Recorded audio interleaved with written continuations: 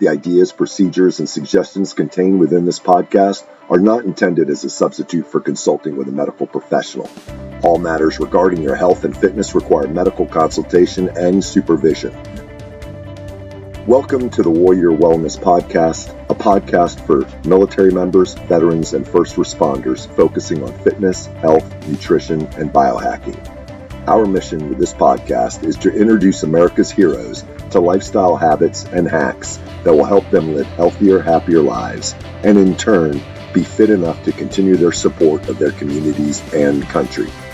Hey guys, welcome to another episode of the Warrior Wellness Podcast. Today I'm interviewing Christopher Salem. He is a CEO, executive coach, corporate trainer, professional speaker, and an author, working with companies to create an independent work environment and thriving culture through growth mindset foundation, effective communication, transparent leadership, and higher engagement.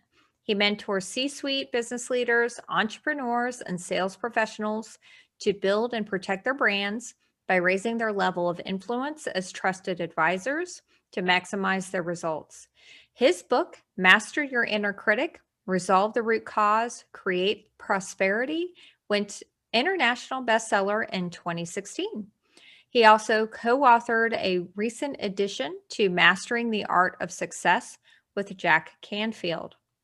His weekly radio show, Sustainable Success, is part of the Voice America Influencers channel. And Chris also is an accomplished business and emotional intelligence strategist, award-winning author, certified mindset expert, radio show host, and media personality and wellness advocate. He's going to be sharing some of his techniques today that he helps work on with his clients.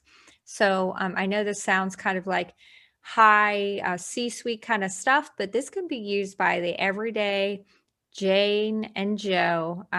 If it comes to you want to accomplish some goals and get some things done in your life, these are some strategies that can help you get on the right path and also move on that path a lot quicker without as much struggle. So I hope you enjoy this interview with Christopher Salem. Well, Christopher, thank you so much for being on the Warrior Wellness Podcast. I really appreciate you being on. When you sent me your information, I was super intrigued because this is me being a licensed mental health professional. Obviously, it's right up my alley, and it's the things that I love to work on with my clients in the health and fitness realm because I don't care what your goal is. If it's to make $1 billion to be the president of the United States or lose 20 pounds, you're using the same strategies to get the mindset of change. So that's kind of your expertise. And I was really excited to get you on the podcast to talk about these things. So thanks so much for being on. Stephanie, thank you so much for having me here. It's a pleasure to be here. So your book, Master Your Inner Critic, Resolve the Root Cause, Creating Prosperity, sums up what I think is the number one struggle with the clients we work with at Fireteam Whiskey. We only have a short amount of time, and we certainly could not possibly cover this topic adequately. And, we could talk about this topic for hours and hours, but hopefully people will get your book to get more in depth in some of these topics, but we're going to kind of give a general summary and a few tips. But can you define what you mean by your inner critic? Yeah, your inner critic is that inner voice that that silently says that you're not capable of something, not worthy, that you're not going to measure up, or you're not going to be like others that are in terms of status, or look a certain way, whatever that may mean to you. And again, the reality is that the inner critic operates from what we call limiting beliefs. These are beliefs that were established early in our childhood during the development years, and often tied back to our parents, or in this case, it could be particularly one parent. And a lot of times this could have an impact on us and how it affects our level of confidence and self-esteem. And then what this can do is it can impact our not only our confidence and self-esteem, but also our ability to make decisions, how we communicate with others, and of course, how we communicate with ourselves and how we take certain risks or not. So again, a lot of people don't realize that this stuff is going on behind the scenes, and yet the inner critic will always continually to talk very subtly to us to convince us that we are not capable of doing certain things. So it operates in the past and the future in what we call a fixed mindset, which is, again, what most people operate from, not realizing that. Yeah, yeah. And it's interesting because our primary audience and the people that we work with are mainly male, so it's military veterans, first responders. And I think the immediate reaction of, that that gender is to say, oh no, I don't talk bad about myself, and I don't have an inner critic. Or even overcompensating a little bit for that maybe voice that you think you don't hear, or you claim you don't hear, and by being overly confident or kind of machismo, or whatever you want to call it. But everybody has an inner critic. There's not one person on this planet that doesn't have a Yes. small voice within ourselves that tells us that we're not worthy, or that we can't achieve this certain goal, or that we're not good enough, et cetera, et cetera. Yeah, the key is to learn how we can say, we can utilize our inner champion more. And again, I'm a firm believer that we can overcome our limiting beliefs. Doesn't mean that the inner critic is going to be silenced forever, but nonetheless, that we're not going to be operating from that limiting belief. I always like to use cancer as an analogy, right? You can get rid of cancer, but if you don't get it at the root level, that core cell that caused the cancer, it's going to come back. It can come back, but if we're able to get it at the root level, we can then, eliminate it. But we can then learn to really trust the process, controlling what we can, letting go of what we can't, and then allowing that to develop our confidence over time with the right habits and disciplines that will then soon to allow us to, go through challenges and embrace them rather than avoid them, and learn how to learn from what we can in the moment versus being caught up in the past and the future where fear resides. So fear is often the trigger that will, in this case, trigger the limiting belief from the past to project in the future, which will lead into that cycle that a lot of people operate from. Yeah. And I use the analogy, I'm a big hiker. I use the hiking analogy. I say to my client, I must have said this a million times to my clients, stop looking at the top of the mountain. Don't even look up there. Because if I did that in some of my climbs, I probably would turn around and go right back to the car and get out of there, because I know how much pain, how much suffering, how much time, it is going to take to get to the top.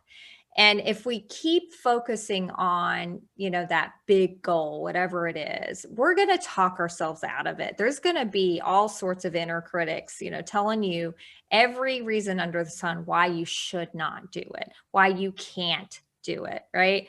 And, that's why, over 90% of people, when they make New Year's resolutions, they completely fail. I think they're just they're looking too much at the top of the mountain instead of focusing on the tiny little step you can take in front of you. Can I step over this one rock? Can I step over this next rock? Keep your head down and just work on forward progress, right? And then that'll kind of give you some blinders on that inner critic and all those reasons why you shouldn't or why you can't. No, you just said it so well, Stephanie. It's like, because again, if you are looking at the goal, it's okay to see the vision of where you want to be. Let's say you want to release, a few inches off your waist, 30 pounds, whatever the case may be. It's okay that you can envision where you want to be, but bring it back into the moment. Like you said, what can I control, and what do I know and what I can control right now? And what can I do to maximize that to the best of my ability, to be my best, not to be the best, because that's perfectionism. That is actually another thing that will then work against you. But to be my best and let everything else go. Trust the process in the moment. Because if we can release the need to be tied to the expectation to the outcome, which puts us back into the past and the future, again, not focused in the moment, and trust the process of controlling what we can, letting go of what we can't. Like you said, one step at a time. Doesn't matter what happened yesterday. Doesn't matter what's going to happen tomorrow or next week. Right? What can I do today? And when that's done, I can go to bed, not worry about what happened, what's going to happen tomorrow. I'll deal with that tomorrow, and just one step at a time. But I think when people project themselves into the past and the future, where the fear will thrive, that's where those resolutions go right out the door. Whereas if you replace it with an intention instead of a resolution, that the intention says, I'm making a commitment to do my part, then you're more likely in the moment to do the things you have to do to the best of your ability, and allow the things that beyond your control to do its part. And that's where I think where most people, when they can shift their thinking to that, I call that the growth mindset, that's where they're more likely to have better results. May not be exactly what they, the exact, like, hey, if it was 30 pounds, but it might end up being 28 pounds. It may be even more, and maybe they exceed the 30 pounds. But again, it's always going to be in that ballpark. They just got to trust that process. Yeah. I love it. So you're a public speaker and you're well known for discussing 8 pillars of wellness. So since Fireteam Whiskey is a wellness company, I definitely want to spend some time on this. Can you describe what you mean by the 8 pillars of wellness? What does that mean? So there are 8 pillars of wellness, and I'll go through each one and give a brief explanation for all 8. So first one is social. So social means what is the relationship with yourself and other people? So again, going back to if you are operating from the inner critic, that relationship with yourself is out of alignment. If we are more operating in the present moment, again, accepting who we are, accepting what our strengths and our weaknesses are, and doing what we can to maximize to grow, then we're operating more in alignment or in harmony. It's never going to be perfect like a seesaw, like on its axis. It's always going to teeter. So, and our relationships with other people, are they codependent, independent, or interdependent? So codependent obviously is when we are in the mode of pleasing and enabling others, or we are aggressive in demanding things, but we don't respect others' rights and responsibilities in the situation. So oftentimes codependency leads to unhealthy behaviors. Again, communication is based on assumption and speculation. It's not specific and clear. But when we can learn how to be the example in loving ourselves first, so we can be more for others through that example, we can then start to operate interdependently by being the example and a resource for others to do the same. It doesn't mean they're going to do it right away, but people may, learn over time to do the same for themselves. So it's forging interdependent relationships with yourself and others to become, grow in a more healthy way. Emotional well-being is, again, looking at our emotional state of being. Again, if we are out of alignment, we're operating from limiting beliefs. We are operating from negative emotions like anger, shame, guilt, jealousy, envy, or any combination thereof. But when we have the ability now to address the problem at the root cause and develop a process to develop our self-confidence and self-esteem with certain habits and disciplines in the moment that will allow us to grow in the growth mindset, in time we can start to find more harmony in our emotional well-being. Physical well-being, it is what it is, right? Everything in moderation, that we're exercising, we're always having our bodies are always moving. It could be resistance training, cardio. You would know that much better than I do. And in the terms of spiritual wellness, that is not only the belief in your higher power, but the belief in yourself. Too many people will put their faith in their higher power and won't believe in themselves, or won't even factor themselves into the equation. We have to believe in ourselves for our higher power to believe in us and moving forward. So it's like two entities moving together to find that harmony. Financial wellness is our dialogue with money.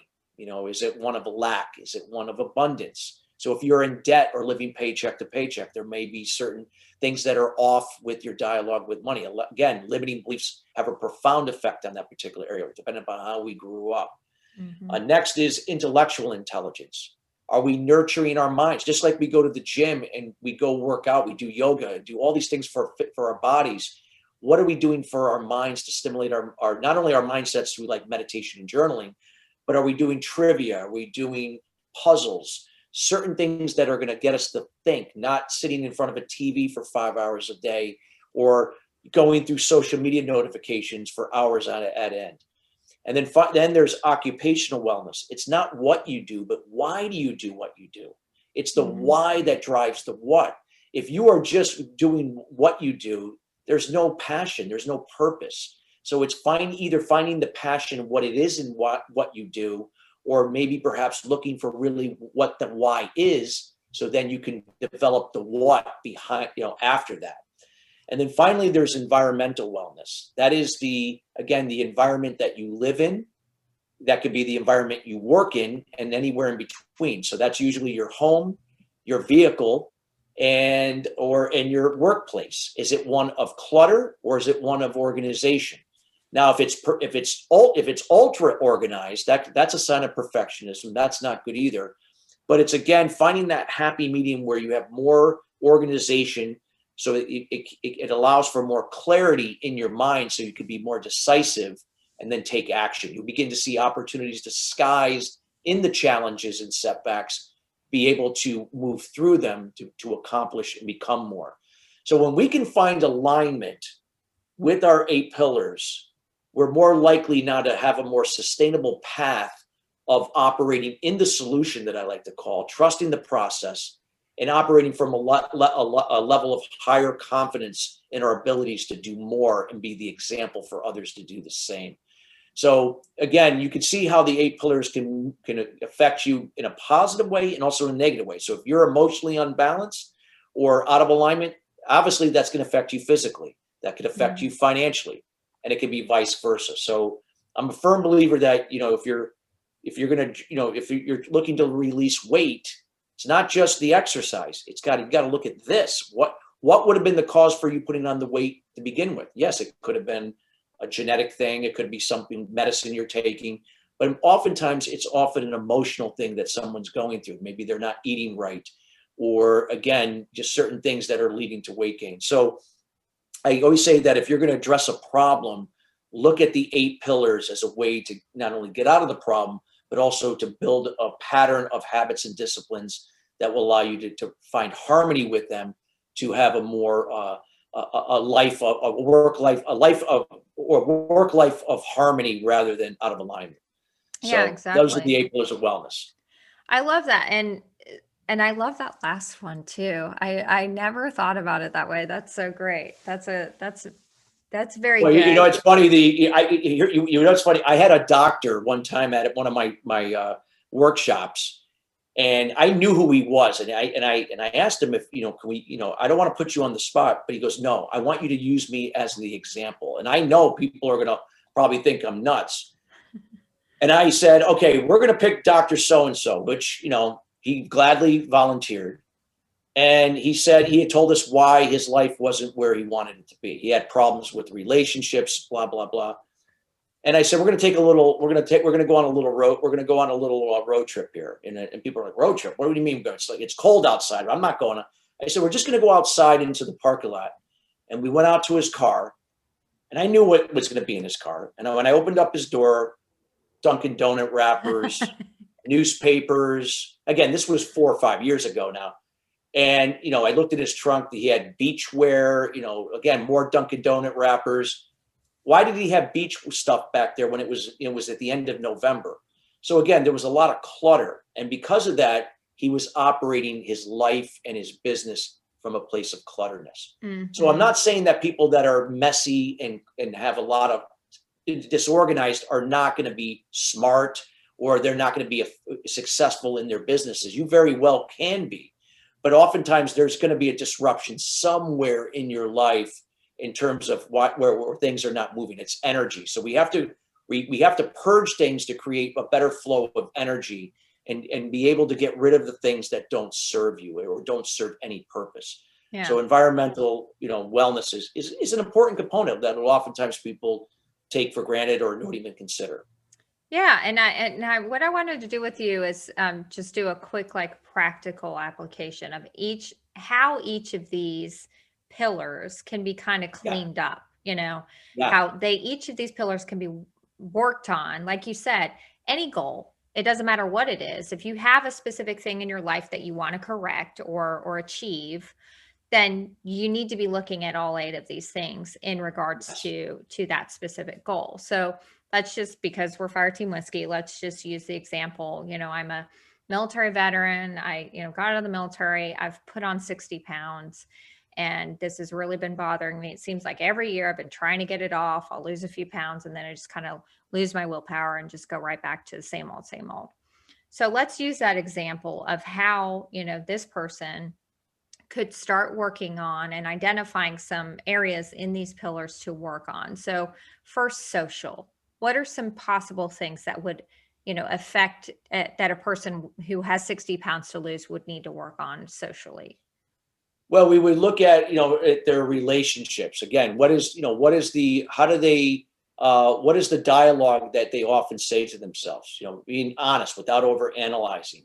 What is the are they in a relationship, whether if it's personal or if with their family, with people they work with, people that what are those relationships like? And oftentimes with the right questions you can flush out if people are pleasers or enablers, or people that constantly depend upon others for even the littlest things. So you can really determine where a person is codependent. And often Mm. codependency is tied to people that are out of alignment in other areas of their wellness. So Yeah. oftentimes that's how we're able to flush out that particular end of it and determining, and a lot of times people who struggle in relationships, that is often the time the case that they're codependent and they grew up in a Hmm. home where everything was done for them. I had a client 5 years ago, literally, where he told me, and again, he allowed me to use his story. I just will not can never share his name, of course, where his mother literally tied his shoes up until the age of 14. I mean, Mm. she did everything for her kids, but didn't allow them to take ownership of anything. She just did, do. And obviously, this had an effect on him as he grew up because he was always dependent upon others. He was complacent. He just did the bare minimum to get by. He'd been in the same job for 20 years and never went up to the next level because there was no initiative. There was no drive Right. because of just growing up in a codependent way. And you could say that it wasn't really his fault, right? Because this is all he knew growing up. However, as we become adults, it doesn't matter what has happened to us at child. You could have went through a traumatic childhood, and no child asked for that. But Hmm. nonetheless, as adults, it's still our responsibility. If where we are and we don't like where we are, we have to take ownership to go within to solve the problem, to create the solution. No one can do that for you.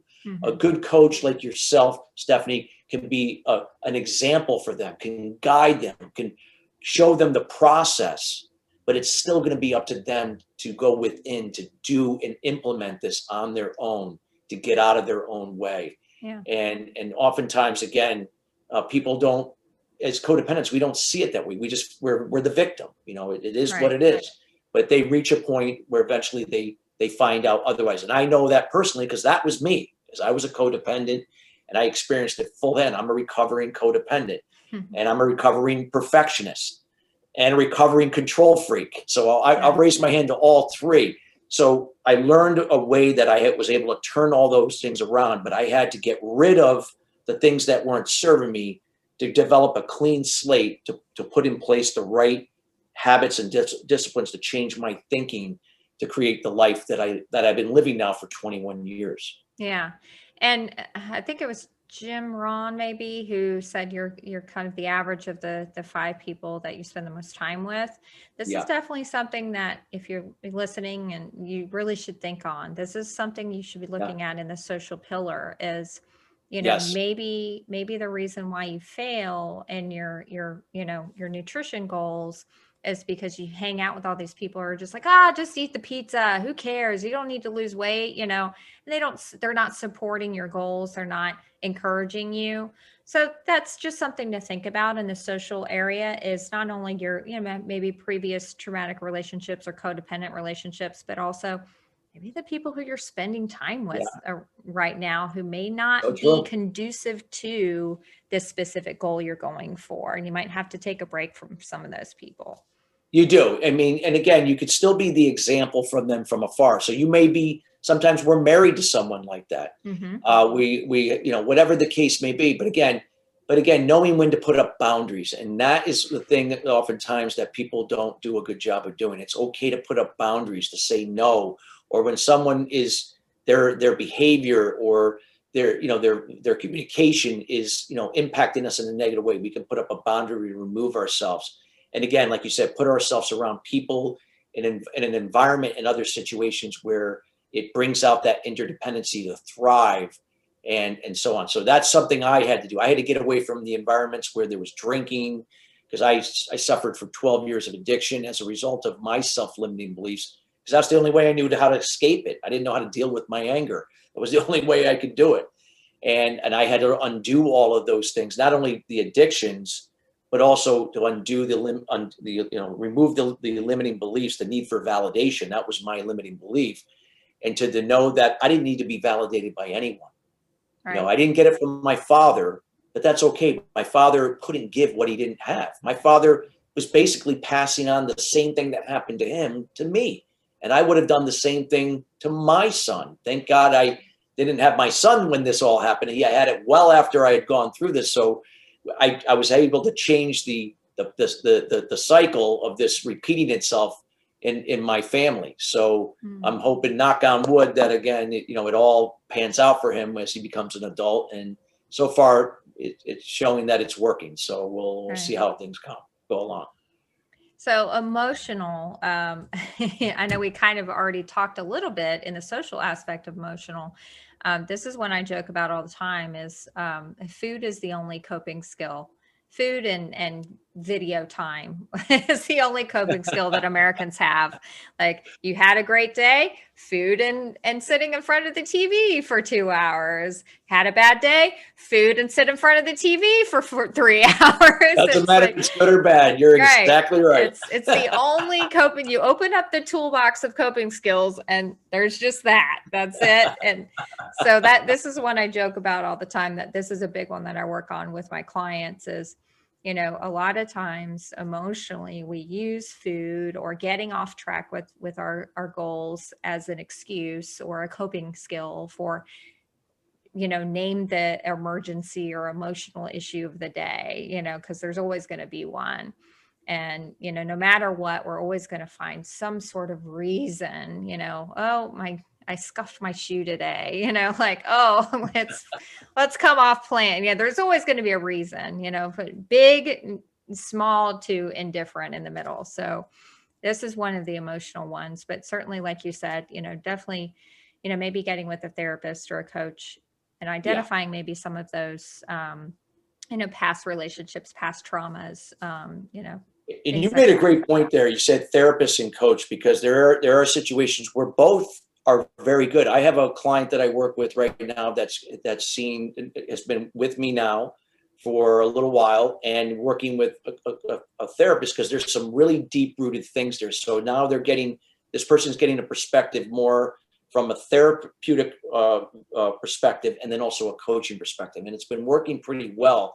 As long as that we're communicating very effectively, which we are. I make sure that I ask a lot of questions to make sure I get information that allows me now from that person to help him better, go moving forward. So this way, they have two different perspectives of how he can process this stuff to make the changes necessary, what he's working on.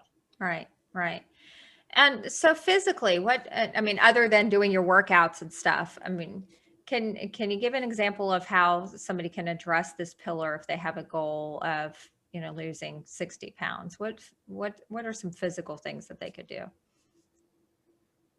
Well, we're looking at physical, I mean, again, it comes down to, again, I mean, I'm a big believer in resistance training. I've been doing it since I was 18 years old. So even when I was going through a very difficult period, I was still working out.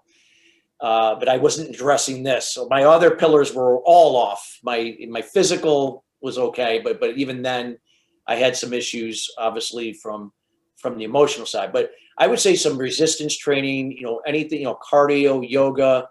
I meditate every day. I'm a firm believer that meditation and journaling are a great way to start off your day early in the morning. It gets you centered and focused. And if you like to work out in the morning, which I do, I work out very early, often at around 5:15 in the morning. I meditate and journal starting around 4:20 in the morning. I wake up at 4:15 and I do my meditation and journaling. Then I go to the gym. Now, I'm not going to the gym 7 days a week, but I do meditate and journal every day, 7 days a week. I've been doing that for 21 years. I do resistance training 4-5 times a week. So I would say that, again, for someone that's looking to you're not going to do exactly what I just said, but ease your way into something that, again, that's going to allow you to release. And again, it's not about how much weight you're releasing. It's, again, that how are you fitting into your clothes? Have you lost a couple inches? So sometimes muscle weighs more than weight or fat. So it's not necessarily how much weight you release. It's how you look and feel in your clothes and how you feel here. Yeah. So I always tell people to approach it like, again, in the moment. Don't be focused. Oh, I got to lose 30. I got to lose 30. Don't be getting on the scale every day. Just focus on what you can do. Get with a good a coach in that particular area, a physical trainer, somebody that can help you, that really understands not only the physical side, but also the emotional side as well, that can really be instrumental in helping you to achieve your goal, but keeping you on in the moment, doing what you can control just today and just showing up today. Don't worry about what's going to. I would advise for the fit. Yeah, great. Financial, and I'm glad we're talking about this. Of course, if your finances are a mess, that's going to cause stress. It's going to affect every area of your life. Yep. But I think I'm going to flip the coin and also talk specifically about what your financial priorities are and how you're showing your priorities through where you spend your money. And I'm sure you hear this as a coach all the time, and so do I, and so do every single coach out there, is, people are resistant in investing in getting coaching. And which is, I think, is laughable, because I think the very first thing they could possibly do to show that they're actually willing to change is to invest in coaching. Exactly. So, what the best investment you'll ever make is in you. Exactly. So, you hear that all the time. Well, it's a lot of money, and it's like, okay, well, again, they're thinking about the short term. Yeah, they're thinking about short term. It's like, again, if you're in debt, you are, living paycheck to paycheck, but I can't afford, a coach right now. Well, right now you're already in debt anyway. You're already living, but if what you're doing each and every day is not improving the situation, what's going to improve it? Is it you're going to win the lottery? Well, even if it, for temporarily got you out of that situation, most of the time, those people are going to go right back to the same old, and be right back to where they were, probably even worse off in a matter of time, if this hasn't changed. So when people really want to change, they'll find a way to make it work. You got to look at it as an investment, again, because if you got with somebody that could really help you to understand where your limiting beliefs were coming from, what got you into this situation. And then, yes, it doesn't mean it's going to be easy for this time as you're going through this, but you're going to appreciate this time you went through this, because when you do break through to the other side of getting yourself out of debt, not living paycheck to paycheck, developing a tolerance to be taking more calculated risks to invest in things that will get your money working for you rather than against you, that you're going to look back and be more grateful and humble of where you were and where you are today, and to be the example for others. So I would always say, even in your most difficult times, that would be and even if you don't have any money, that would be the ultimate time to do it. You'll find a way. I've seen people Well, yes, you might have to go into a little bit more debt because you're already there anyway. Mhm. But again, I'm not saying you go do that and not, keep your lights on or your heat on. Okay, that I can understand that. But knowing that within reason, you should not be afraid to invest in yourself because you're only doing yourself a disservice. Just make Exactly. sure that you're working with a coach that has been vetted, they have a good track record, and that you feel good about that. There's some shared values that they feel that you can feel that they relate to you and they feel that they understand you. That's important. Just because they got a great track record, but if you don't feel that connection, then don't go to someone else. So you go with the person you feel that you can connect with, but make sure that again that they have the credentials and obviously that they got a good track record. And those are the people that can really help you to help yourself, to be the Mhm. example. Yeah. And yeah, I used to, when I did military mental health, we would get that complaint all the time from uninsured veterans who needed mental health services. And say, oh, well, I can't afford it. And I'd be like, oh, is that the new iPhone? Oh, Yeah, exactly. these are Yeah. really nice shoes you're wearing. How much do those cost? Looks like So, it yeah. looks like you got that help. It looks like you just bought that car a year ago. Yeah. Oh, didn't you mention you just went on a vacation? Like, Yeah. it's like, I'm kind of calling you out here. You don't really The want help. Right. priorities. You're putting your money towards your priorities. This is obviously not a priority to you. So let's just be real and just say it. Let's just say it out loud. You don't want to lose the damn 60 pounds. You're not going to put the money into it. But if you really are willing to change, you're going to invest and you're going to find a way to get it done and to pay for some help to get there for sure. Yeah, they may want to, and want means that I like to lose the weight, but I'm not committed to do my part and be To do the consistent work, to right? do it. But if you can wave a magic wand and make it go away, I'm all for it. Right. They'd empty their bank That's not account if I didn't have to do any work, sure. I I don't. will do it. I will means that I am committed, and I know it's not going to happen overnight. And so again, it's the words, it's the actions, the behavior. And again, I always firmly believe that sometimes people have to hit rock bottom or reach a point here first before they start working on this to then work the physical side, the financial side, Right. the spiritual side, the intellectual, occupational, and so on. So motion is so important part of this equation. I always say that it's kind of the central point, the foundation where things start, and things all revolve around that. And Mhm. exercising and physically taking care of yourself will help to maintain this as well. So I know for me, working out is a form, in another way, a form of meditation. It's Mhm. just I feel good after a workout when I've been moving my body, especially if I'm doing some resistance training. I just feel a lot better after a workout. Yeah. And the next one I love, and I don't think it's talked about often enough. And you already mentioned meditation and journaling, which is a part of the spiritual, working on that spiritual pillar. I did an interview with my favorite Army chaplain, and I quote him all the time now because he just said it so eloquently. He said, if you're not at ease spiritually, you're at dis-ease spiritually, Yes. and Yeah. a disease is going to fester unless you are actually treating it and working on it. So that's how he described, the spiritual wellness and how this is a process. And if you are not at ease, it doesn't matter what faith you have, or if you have no faith at all, there's still a way to work on your spiritual side. Yes. And I always, like I said, when I brought up about, it doesn't matter if you're religious or spiritual or what religion, whatever. It's great. You gravitate what makes what brings you peace and harmony, but knowing that you can't just rely 100% on your faith. Faith and energy, the universe require you to do your part. It's like with anything, yin or yang. You got to do your part. That's just meaning that you got to find some level of belief, even if you don't have it yet, even if you got to fake it till you make it, find a way to find something you believe in to do your part. That's where discipline comes in, because you may not want to do it, or it might feel uncomfortable, but you do it anyway. And Mhm. discipline and consistency are the two things that will get you out of your comfort zone each and every day to do the things that over time, when they do become more routine, now it becomes more intrinsic motivation. Maybe you don't have to rely upon the discipline as much because you're already intrinsically motivating yourself to do it on autopilot.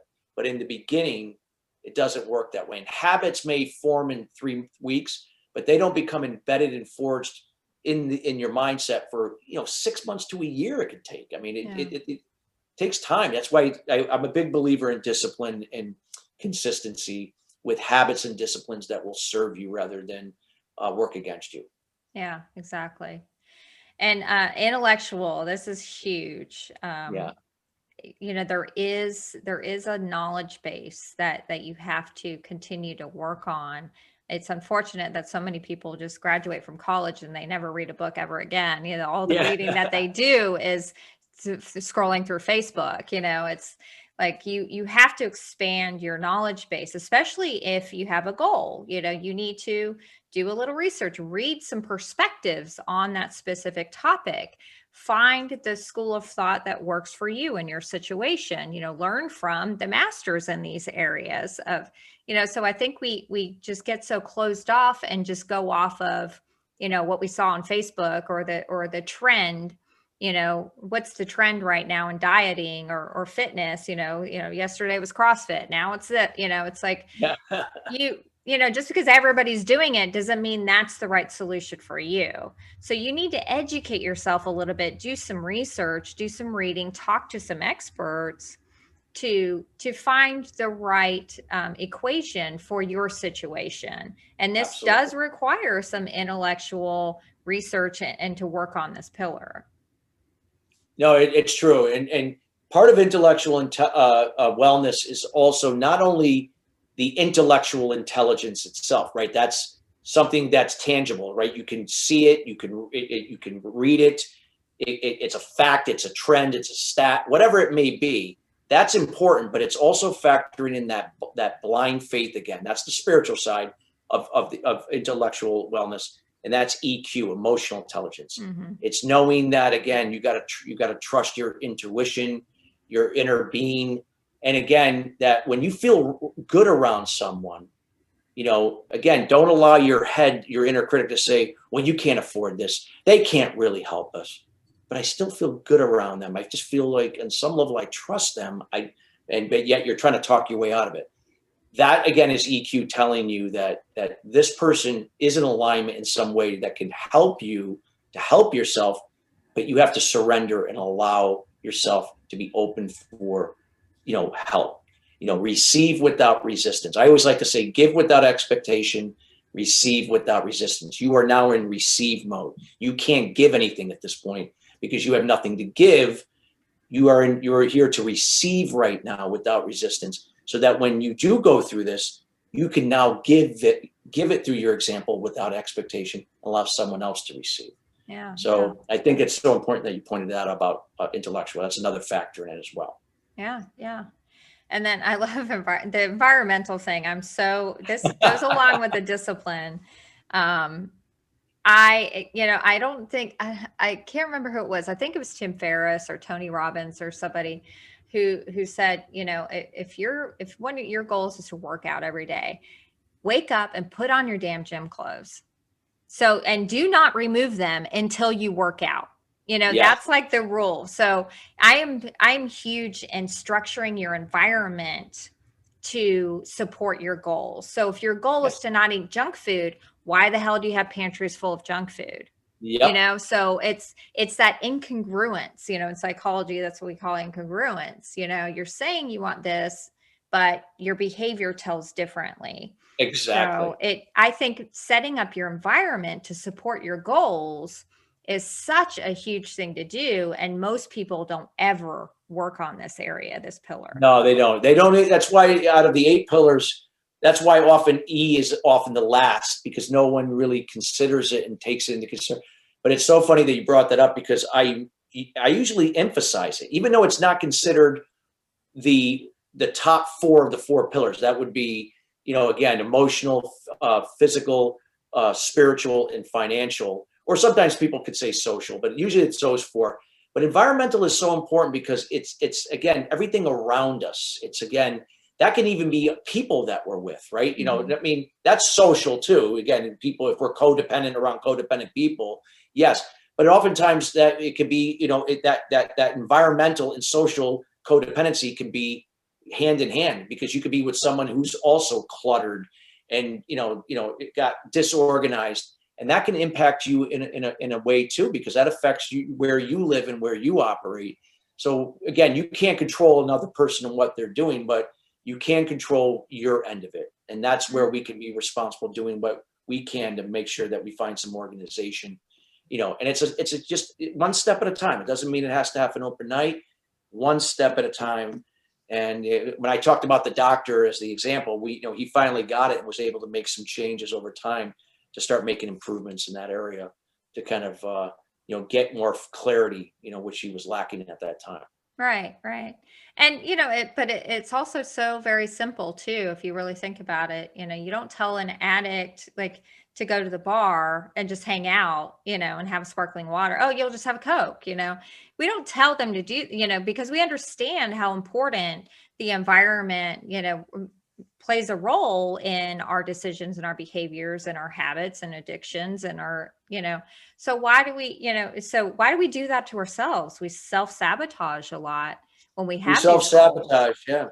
It's limiting, again, it's the limiting belief. It's like, I struggled with 12 years of sexual, alcohol and drug addiction. I wouldn't say that I was addicted, like chemically dependent upon drugs and alcohol. I had a strong sexual addiction. That was most, it was like shooting heroin to me. Mm, But the alcohol and drugs were just an escape. But what was the real underlying addiction here was my limiting belief. That was the need for validation.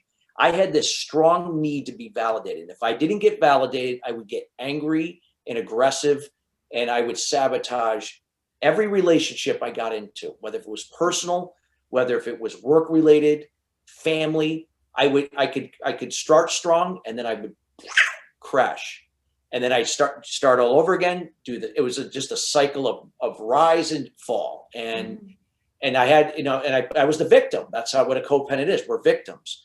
It's your fault, not mine. So the turning point for me was when my father was dying of cancer at the age of 56.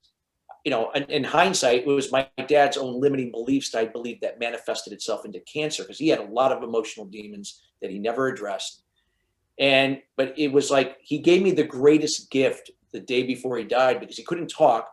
But in essence, it was like him telling me that if I could do it different, I wouldn't have chose the life that I did, in sacrificing your mother and you and your brother. And that was when the light bulb went off and said that I have to be responsible for mhm, this.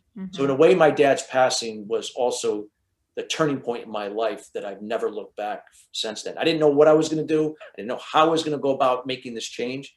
I just knew that that was the first time that I said, I can't be pointing the finger at anybody more.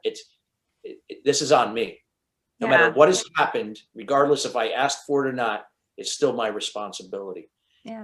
And that's when my life began to change over time, and where I am today, is an expert in this area, and leading by example. And I'm a work in progress, just like everyone else. So it's not like, hey, I did this for a period of time, now I don't, I can just talk about it and tell you what to. No, I practice, and I'm progress in motion every day. And I have, if I'm going to be the example for others, I got to constantly be doing this to help myself. Yeah. And it's a journey, right? It's Yes, never it over. is. No destination.